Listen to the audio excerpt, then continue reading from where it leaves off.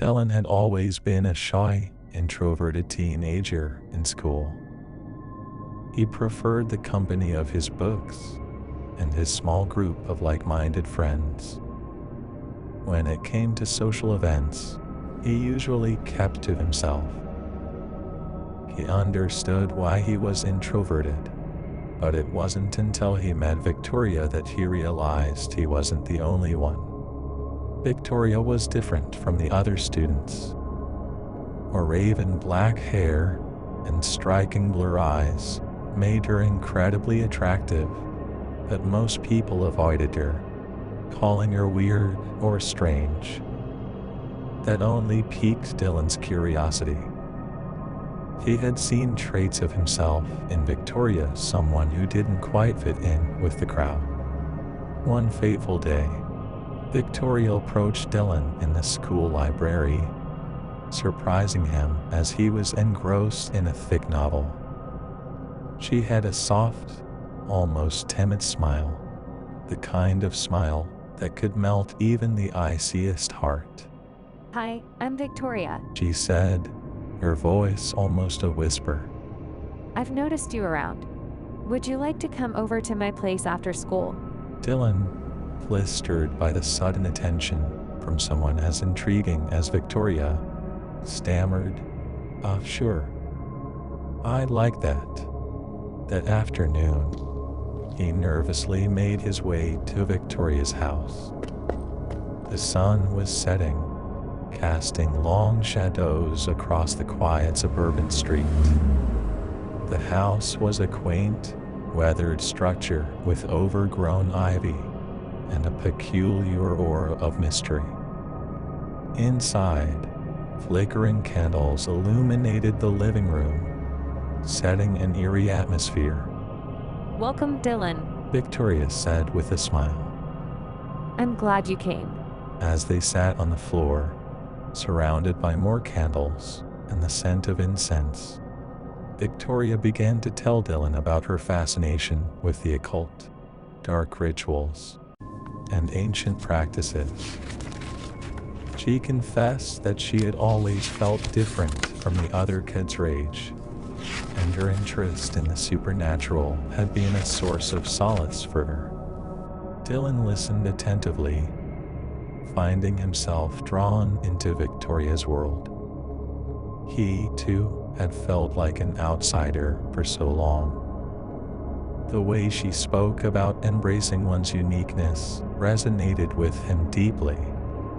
Then, as the night deepened, Victoria took a turn that sent shivers down Dylan's spine.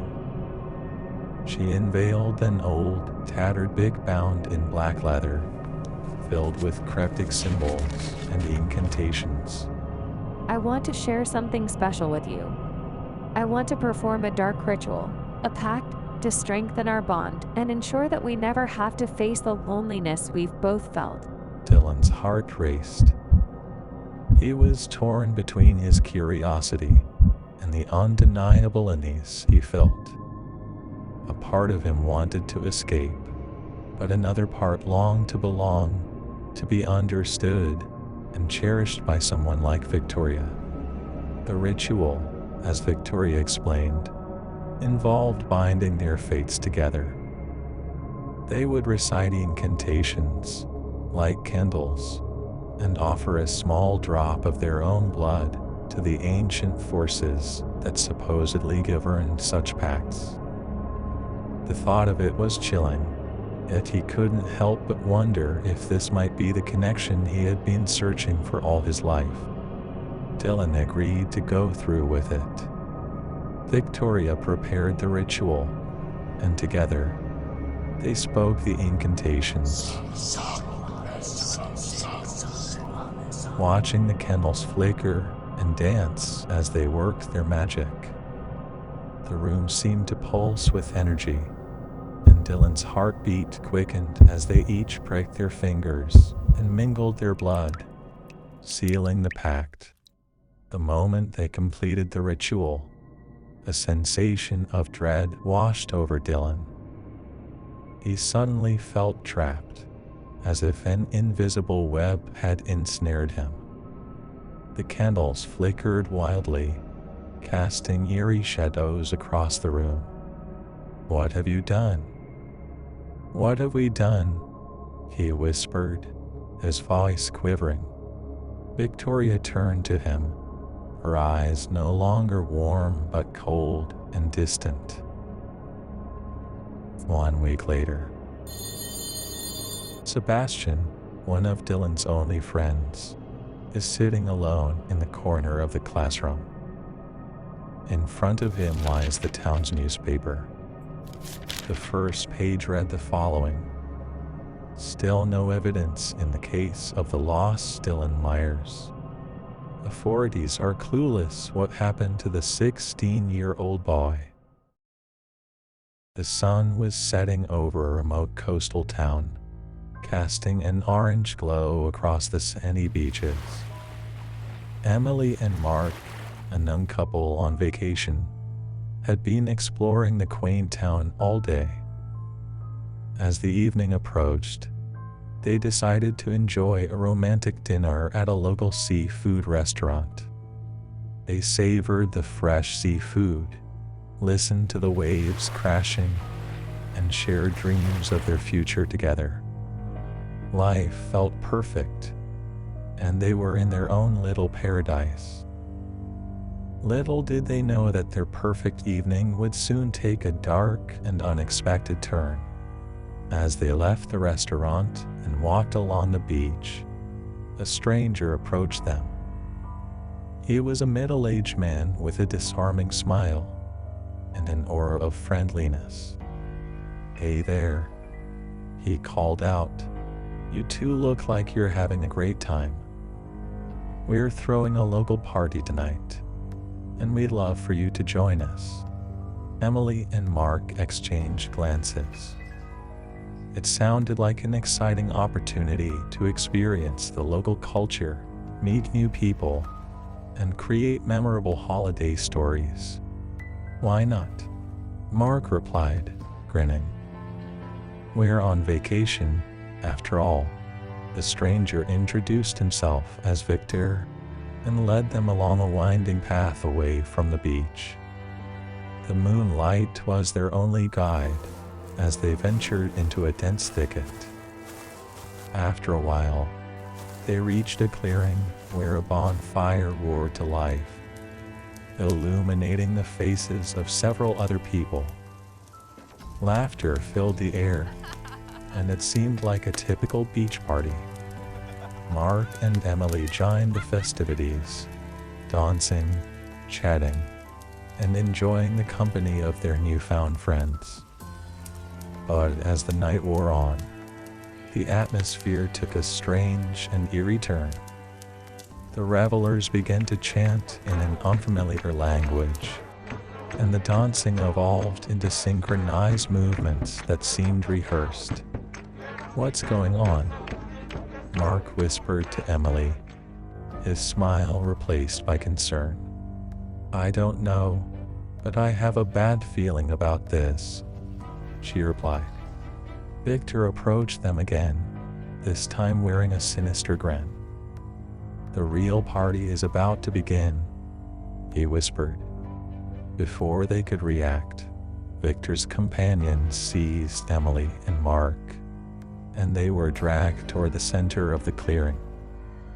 The bonfire's flames grew higher, and shadows danced all around them. Their hearts raced as they realized they had unwittingly stumbled into something sinister. As the chanting reached a crescendo, Victor produced a dagger and, with a manic gleam in his eye, drew it across his palm, releasing a few drops of blood into the fire. Mark and Emily watched in horror as others followed suit, their blood mingling with the flames. This was no ordinary beach party. It was a ritual, a dark and ancient ceremony that was not meant for outsiders. Mark and Emily were now unwilling participants, caught in a web of madness and fanaticism. Victor raised his blood-stained hands, and pointed toward the couple. The crowd's chant turned toward Mark and Emily, and the intensity of their terror grew. It was clear that their lives were in imminent danger. Desperation fueled their actions. Mark broke free from his captors and pushed through the frenzied crowd, Emily close behind. They ran through the dark woods, the relentless chant still echoing in their ears. Their hearts pounded as they stumbled upon a hidden trail that led them back to the beach. They didn't stop until they reached the safety of their hotel room. The events of that night were too surreal to comprehend. They couldn't shake the image of Victor's blood-stained smile and the haunting chants of the cult. Fearing for their lives, Mark and Emily contacted the local authorities. They described everything they went through that night in detail.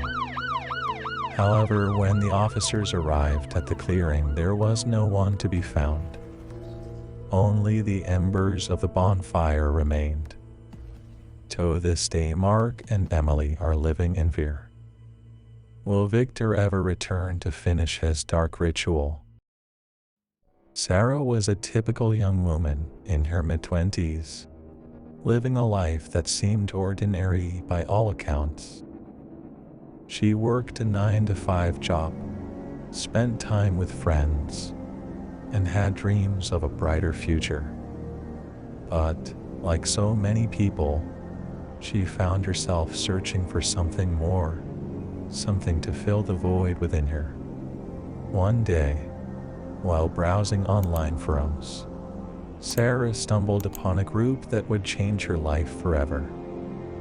Calling themselves the Enlightment, the group promised spiritual growth, self-improvement, and a supportive community.